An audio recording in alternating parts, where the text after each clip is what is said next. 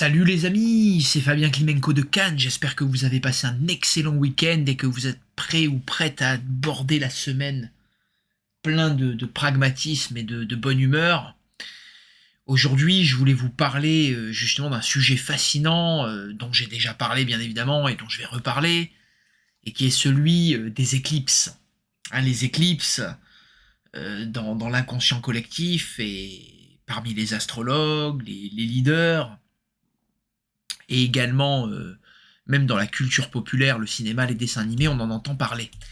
Et aujourd'hui, je vais essayer de revenir sur ces deux éclipses de 2020, mais également sur celle de 2021, dont j'ai déjà parlé. Ça, vraiment, on va revenir en détail là-dessus.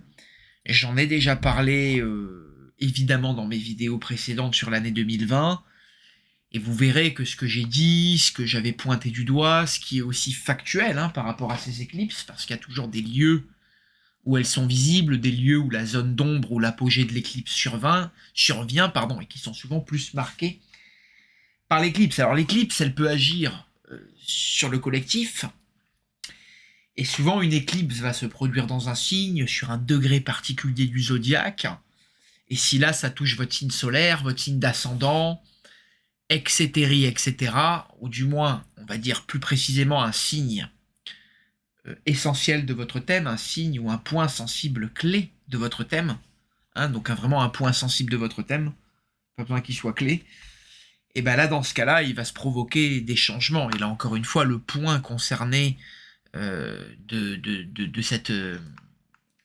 vous subirez pendant une éclipse, pendant un thème d'éclipse, sera très important à analyser. Par exemple, si c'est votre Mercure, ce sera votre pensée, votre frère, vos sœurs, vos voisins. Si ce sera votre ascendant, ce sera ce que vous êtes physiquement, la personnalité que vous êtes, ce que vous êtes en général, qui vous êtes. Forcément, la transformation sera beaucoup plus personnelle et importante. Si c'est Vénus, ça sera peut-être votre vie amoureuse et tout ce que peut symboliser ou signifier Vénus dans votre thème, en plus, on va dire, de l'amour, des finances et des plaisirs. Alors, en général, il y a une période de latence. L'éclipse se produit et les effets peuvent être immédiats, mais ils peuvent s'étaler entre 6 et 1 an. Voilà, alors ça, c'est certain qu'encore une fois, cela peut se produire pour une personne si un point sensible est transité durant le thème d'éclipse, et là encore une fois, l'éclipse va être un outil, une manière de dater, de prévoir, de faire de la prévision, du prévisionnel, mais c'est l'un des outils avec les révolutions solaires, les transits, les cycles planétaires, et d'autres. Les progressions aussi, par exemple. Mais l'éclipse, dans ce cas-là, va venir en complément et apporter d'autres indices. Dans des études très poussées, elle peut venir aider les chefs d'État et les plus grands de ce monde à prendre des décisions ou pas, par exemple. Alors, il est de réputation, et j'avais insisté, que généralement les éclipses durent entre 6 mois et 1 an. Et c'est vrai qu'en relisant vraiment Cardan, en relisant ce magnifique livre qui est l'Astrologie mondiale d'André Barbeau, dont j'ai déjà parlé aussi dans d'autres vidéos, Cardan, il cite qu'il y a eu une grande éclipse de lune à 11 degrés 11 des Poissons, le 25 août 1523, à 15h15, au méridien de Milan. Et c'est vrai que cette éclipse, je vais passer les détails qui sont explicités dans ce livre, était de mauvais augure, elle était inquiétante. Comme cet amas qu'on a eu dans le Capricorne en 2020, par exemple. Beaucoup de gens en parlaient. Et c'est vrai que globalement, il y a eu une grave épidémie de peste qui a duré 3 mois, un peu plus de 3 mois, et qui a atteint 100 000 personnes, et qui a touché environ 30 000 personnes à Milan. Et globalement, l'éclipse, comme vous l'avez entendu, est survenue en août 1523, et l'épidémie de peste s'est produite sur février 1524. On a eu donc une incidence, vous voyez, d'à peu près 9 mois ici. On va dire quoi que même moins, finalement, parce que on a un peu moins, mais comme l'épidémie a duré 3 mois et demi, finalement, de février à juin, l'auteur compte ici globalement 9 mois d'effet. hein, vu que le pic de l'épidémie a dû être pendant le printemps 2020, enfin, pas pendant le printemps 2000, mais le printemps 1524. Et c'est là justement où on était à peu près, on va dire, à 6-10 mois de l'éclipse d'août 1523. Alors, il y a d'autres éclipses qui sont particulièrement frappantes. Mais avant qu'on parle de cela, je veux parler d'une lettre qui a été écrite par François-Xavier Kieffer à André Barbeau et qui date du 19 août 1947 et qui est mentionnée dans le même ouvrage dont je parle, qui est l'Astrologie mondiale d'André Barbeau, que vous pourrez vous procurer, je crois, aux éditions Fayard. Voilà, et qui date quand même de 1979, un super ouvrage à ce sujet. Alors à ce sujet, François-Xavier Kieffer écrit à Barbeau, je cite, « Les éclipses totales ont toujours été la terreur des peuples primitifs, non seulement parce qu'ils étaient primitifs, mais parce que d'étroits liens les rattachaient à la nature et qu'ils percevaient intuitivement un subit et important changement dans l'équilibre général de l'univers. Des observations confirment toujours que les bêtes, avant le début des éclipses totales de soleil, donnent des signes de terreur et se cachent. Elles ne peuvent vraiment pas avoir été contaminées par la superstition humaine. » Fin de citation. Donc évidemment, les éclipses sont très importantes, elles font parler d'elles-mêmes, et on voit, avant qu'on rentre dans les détails des éclipses, on voit même dans l'inconscient collectif. Moi, je peux penser par exemple au fameux épisode un peu de Tintin, à certains films, comme Apocalypto par exemple, où une éclipse annonce la venue des colons sur le continent américain. Il y a vraiment beaucoup d'événements qui sont associés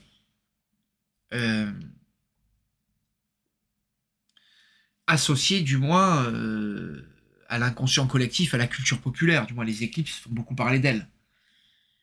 André Barbeau mentionne dans ce livre la privation de luminaire en parlant de l'éclipse. Ne devrait-elle pas constituer un défaut, un vide, un manque, une disparition de ce que représente l'astre, l'autorité notamment s'il s'agit du soleil? De fait, il existe une tradition qui s'attache à la disparition des rois aux éclipses de soleil, établissant le lien de celle-ci avec la mort des grands personnages, laquelle n'est pas étrangère à la tradition chrétienne. Et là, il cite Matthieu 27, 45, Marc 15, 33, Luc 23, 44, qui associe l'obscurcissement du soleil à la mort du Christ. Évidemment, évidemment. Alors, à noter d'ailleurs, et comme on va le voir, on parlera de cette dernière éclipse qui fera parler d'elle. Alors, il y a quelques cas effectivement qui ont frappé l'imaginaire collectif et les astrologues et qui peuvent être sujets d'étude. J'ai moi-même appris des thèmes d'éclipse vis-à-vis de monarques et de rois. Et par exemple, il y a cet exemple, j'ai oublié l'exemple, moi en tête que j'ai finalement appris. J'ai plus évidemment tous les détails, je m'excuse, je dois l'avoir dans des vieux cahiers et autres que j'ai pas pu ressortir là parce que j'ai pas accès à ces cahiers. Mais on connaît effectivement la mort accidentelle d'Albert Ier de Belgique qui est survenue le 17 février 1934, sachant qu'il y avait eu une éclipse le 14 février, 3 jours avant. Hein, on a une éclipse très importante le 13 décembre 1936 et on a Édouard VIII qui a abdiqué le 10 décembre, 3 jours avant. Le 1er août 1943, il y a eu une éclipse. Et quelques jours avant, le 25 juillet de la même année, il y a eu le renversement de Benito Mussolini. Il y a l'éclipse évidemment du 20 juillet 1944 qui a fait parler d'elle, où le même jour, il y a eu un attentat contre Hitler. Le 9 juillet 1945 marque une éclipse qui fait suite justement au départ de Churchill le 5 juillet de la même année. Il y a l'éclipse du 14 février 1953 et il y a la mort de Staline le 2 mars suivant. Il y a le 30 mai 1965 une puissante éclipse et moins d'un mois après il y a le renversement de Benalla en Algérie le 19 juin. Il y a la fameuse éclipse du 7 mars 1970. Et quelques jours après, on a le renversement de Norodom Sihanouk au Cambodge, le 18 mars. Et évidemment, il y a pas mal de choses à noter. Par exemple, à noter que l'éclipse du 14 février 1934, à 24 degrés du Verseau, avec Saturne à 19 degrés du Verseau, tombait pile sur le Saturne à 23 degrés du Verseau d'Albert Ier. Ça me fait penser d'ailleurs à la mort de Ramanov, que j'avais laissé entendre qui surviendrait et qui est survenu, je crois, sur octobre 2015 ou 2014 de mémoire, octobre 2015, et qui est survenu au moment où le Saturne transitait le Sagittaire, le signe solaire de Ramanov, le roi de Thaïlande. Évidemment, il sera intéressant de noter quand est-ce qu'est arrivée l'éclipse. Je vais d'ailleurs le regarder en analyse. Excusez-moi, je me suis trompé, c'était 2016, l'année de la mort de Ramanov, le roi de Thaïlande, et il y a eu une éclipse le 1er septembre 2016, et le roi est mort un peu plus d'un mois après, en octobre 2016, le 13 octobre exactement. Voilà, donc il y a des quantités effectivement de détails ahurissants, ou comme vous le voyez, je le mentionnais plus tôt, des points sensibles. On va dire un degré du zodiaque, sensible, qui est un point natal, on va dire très sensible du natif, comme c'était le cas par exemple d'Albert Ier, et l'éclipse va tomber sur un degré justement qui tombe sur ce point sensible dans le thème natal de la personne. Hein, c'était exactement par exemple l'éclipse du 13 décembre, à 21 degrés du Sagittaire avec Jupiter, à 2 degrés du Capricorne, se situe à l'opposition de Jupiter, 18 degrés Gémeaux, Soleil, 2 degrés Cancer d'Édouard VIII. Hein, comme elle tombait d'ailleurs sur le propre Soleil à 21 degrés Sagittaire de son successeur, George VI. Voilà. Donc voilà, il y a également fatalement l'éclipse pour Mussolini, vous voyez, où effectivement le Soleil Jupiter tombait pile sur le Soleil de Mussolini, hein, dans le signe du Lion d'ailleurs. Celle du 20 juillet 44, à 27 degrés du Cancer, elle s'est produite sur le MC d'Hitler, avec son Saturne natal aussi, qui est en Cancer à Hitler. Donc ça, c'est des sujets d'études, évidemment d'exercices qu'on peut apprendre et approfondir dans les cours. Et d'ailleurs, juste à concerner, pour parler de l'éclipse annuelle, il y a l'éclipse aussi, dans une lettre personnelle du 30 novembre 1965, Volgin, Alexandre Volgin, qui était un grand astrologue ukrainien, il a déclaré en novembre 65, vu que le lendemain de l'anniversaire de Gaulle, nous avons eu une éclipse solaire, je ne crois pas qu'il puisse garder le pouvoir toute son année. Et on voit qu'en mai 68, malheureusement, après les événements de mai 68, d'ailleurs, on voit combien il surestime lourdement la valeur d'un tel indice. Mais on voit que malheureusement, pour De Gaulle, ça a eu des répercussions assez vraies, parce qu'il a eu du mal à garder le pouvoir après cette éclipse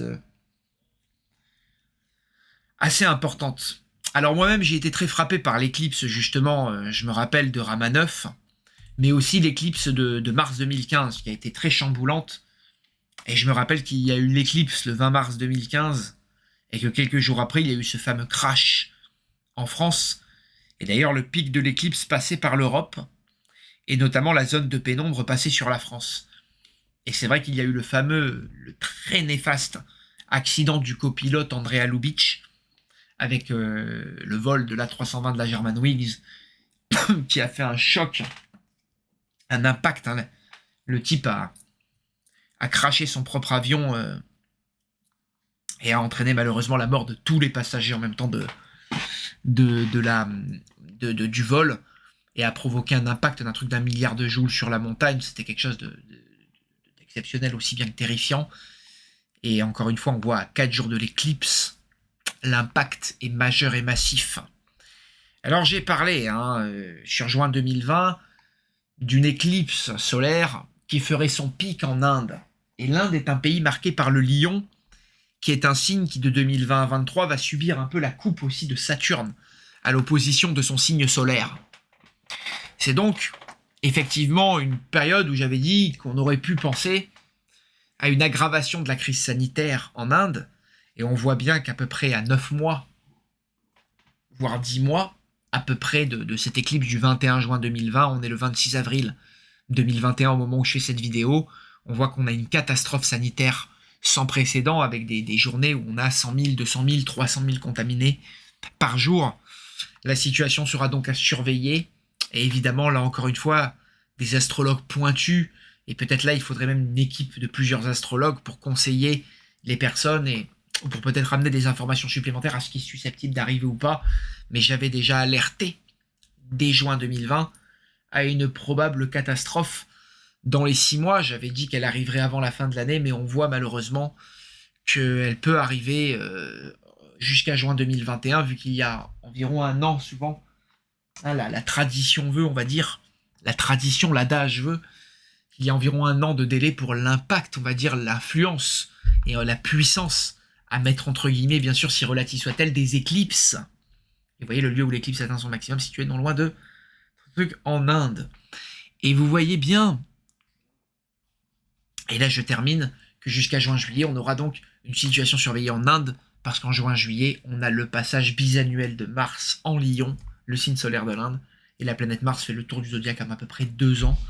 Et là, on aura du moins un cycle très important pour l'Inde et les Indiens qu'il faudra surveiller aussi à ce moment-là.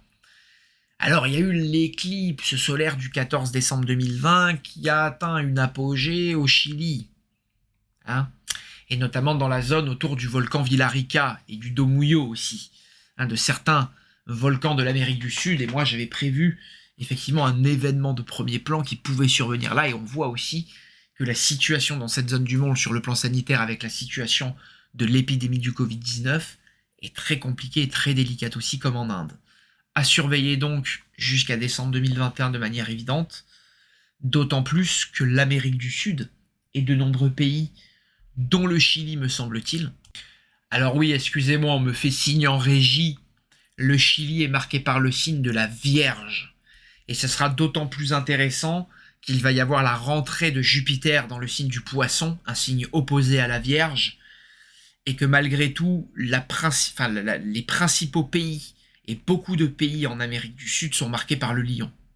Donc là, encore une fois, sur ces 3 années de 2020 à 2023, et on a encore bien 2 années, hein, vu que la sortie de Saturne du Verseau, c'est mars 2023 où il rentrera en Poisson, mais à partir, on va dire, du moins jusqu'à cette période-là, Saturne est en Verseau et il oppose donc le signe du Lion, qui est un signe qui marque une majorité de l'Amérique du Sud et l'Inde. Et Jupiter en Poisson fera pas forcément du bien à tous les signes de la Vierge. Et Brésil et Chili sont natifs des signes de la Vierge. Donc, encore une fois, il y aura des événements à surveiller, notamment par rapport à l'épidémie, mais également peut-être d'autres événements à surveiller. Hein. Donc, ça sera, effectivement, ça pourrait être le cas de sujet d'étude, et il est difficile de parler comme ça sans trop approfondir un sujet, des thèmes et autres, ce que je n'ai pas fait malheureusement. J'ai parlé de cette importante éclipse du 10 juin 2021 qui trouverait son pic dans une partie du pôle Nord, mais aussi du Groenland. Et j'ai donc averti que vu les transits très violents qu'il y avait de Saturne et d'Uranus combinés à certains passages de Mars, j'en passe pour dire que le Groenland et l'Antarctique, dont je vais parler, et où il y a le prochain pic de décembre 2021, sont marqués par le signe du Verseau et le Verseau. Hein, je l'avais expliqué ça. Hein, l'Antarctique, de mémoire, a été découvert durant janvier, en fin janvier, début février. Et pareil pour le Groenland, il y a des événements très importants qui viennent caractériser un pays de type Verseau pour ce qui concerne le Groenland. Et d'ailleurs, finalement, l'originalité de ces pays, le froid de ces pays fait qu'ils vont très bien au côté très original et marginal et à part, hein, du Verseau. Les Verseaux, c'est toujours des natifs et des gens très à part, très différenciés des autres. Il y aura donc, à mon avis, vu ce qui s'est passé, on va dire, récemment, il y aura donc une situation à surveiller. Il va falloir donc surveiller sur les prochaines éclipses qui viennent, et on peut penser aux journées autour de ces prochaines éclipses solaires de premier plan. Mais il faudra également surveiller, je crois qu'ils viennent autour de ces dates, les éclipses lunaires. J'ai un peu de mal, moi, personnellement. Vous voyez, je fais de l'astrologie, je suis professionnel et tout. J'aide beaucoup les gens dans leur vie de tous les jours, leur vie amoureuse, connaître la date d'une séparation, d'un meilleur achat, d'une meilleure période pour avancer, d'une autre pour attendre, justement, patienter, laisser passer l'orage. Et effectivement, comprendre les caractères des personnes et tout, c'est mon métier, c'est mon dada. Et c'est vrai que les éclipses, des fois, j'ai un peu du mal à visualiser les dates comme ça et je dois vraiment regarder, m'y intéresser, vous voyez, les noter dans le calendrier. C'est moins inné que regarder les nouvelles lunes, les rentrées d'astres dans les signes. Voilà, et donc c'est vrai que c'est toujours bien de les avoir là, et ça serait bien de se noter même celles des éclipses lunaires ou des éclipses partielles. Notamment celle-là, elle est annulaire, et donc elle sera pas totale. Et celle-là est totale, vous voyez, donc ça peut toujours être intéressant, par exemple pour la vie des monarques. On sait par exemple pour Élisabeth II, là elle vient de subir un gros choc, elle a 95 ans, et peut-être qu'autour de ces dates, il y aura des événements peut-être de premier plan, peut-être pas, peut-être pas. Alors là, comme là, le 10 juin par exemple, on a une éclipse dans le signe des Gémeaux, ça peut être intéressant par exemple pour de nombreux Gémeaux qu'on a au pouvoir, ou pas, hein, ou de nombreux leaders. Et là, de mémoire, je pense évidemment à Donald Trump, qui me vient comme ça de mémoire, mais il doit y en avoir d'autres. Ah, il y a Xi Jinping aussi. Il y a Xi Jinping. Et on peut penser également, ici le 4 décembre, on sera dans le mois du Sagittaire. C'est quand même le signe d'ascendant de Joe Biden, et c'est le signe solaire d'Emmanuel Macron. Rappelez-vous que j'avais dit que début 2022, Macron, il a le premier retour de Pluton à l'ascendant. Et à mon avis, il a déjà là un retour partiel en avril. Il commence déjà à chanceler là sur avril. Vous avez vu, là, il y a une tribune des généraux, il y a le scandale des Rafale Papers, il y a eu les dîners clandestins, il y a eu l'assassinat d'une policière, plus tout la sécurité et toutes les casseroles qu'il y a auparavant. À surveiller donc. Et évidemment, ces dates, il faudra surveiller un événement majeur, peut-être climatique, et qui touche peut-être la montée des eaux, les banquises de l'Antarctique et du Groenland, et donc attention de ne pas voir un monceau de glace de banquise se détacher de nouveau, ou d'autres événements, hein, parce que comme on l'a vu précédemment dans cette vidéo, les éclipses marquent souvent des événements primordiaux pour les leaders et les gens qui sont dits dominants, hein, dans ce monde. C'est donc une échéance de temps assez importante, peut-être, pour qu'il y ait une catastrophe majeure, ou on va dire qu'on puisse se concerner enfin sur ce problème. Et là, encore une fois, force est de constater que l'astrologie mondiale fait un peu défaut dans la sphère francophone. Ça serait pas mal de plus se concerter à plusieurs, pour pouvoir justement anticiper certaines échéances dans certains lieux et pays, en fonction des éclipses, mais aussi des thèmes des leaders des pays, et des thèmes des pays en soi, et bien évidemment faire beaucoup de techniques prévisionnelles, hein, pas seulement les thèmes d'éclipse, mais aussi les thèmes de lunaison, les thèmes de transit, les thèmes de révolution solaire, de progression, etc. Et là, on aurait vraiment beaucoup plus de visibilité pour pouvoir, nous, à une échelle un peu plus individuelle, prendre des décisions importantes. Encore une fois, il faut vraiment, encore une fois, prendre conscience de ces éclipses, de ces moments, et ils nous font avancer, ils nous permettent justement de travailler, et de peut-être des fois de mieux accepter une perte ou une difficulté, dans le cas, on le voit, en ce qui concerne les leaders et les rois. Voilà, j'espère que cette vidéo vous aura aidé, vous aura instruit sur l'astrologie, sur le phénomène des éclipses, et encore une fois, n'hésitez pas à laisser un petit pouce bleu, un petit commentaire, à partager évidemment la vidéo si elle vous plaît, à vous abonner à la chaîne si c'est pas déjà fait. Et voilà, je pense que c'est déjà sympa. Et si je l'ai pas déjà dit, partagez bien tout ça, ça sera un vrai plaisir si vous pouvez le faire. C'est toujours sympa pour ce travail qui est fait avec passion et, je l'espère, humilité et le plus de sincérité possible et d'authenticité, de transparence possible. Encore une fois, n'hésitez pas, hein, si votre besoin est, si vous avez des questions sur l'astrologie, je reste à votre service et votre humble serviteur à ce sujet-là, si le besoin se fait sentir. À bientôt et portez-vous bien et passez une excellente semaine à venir.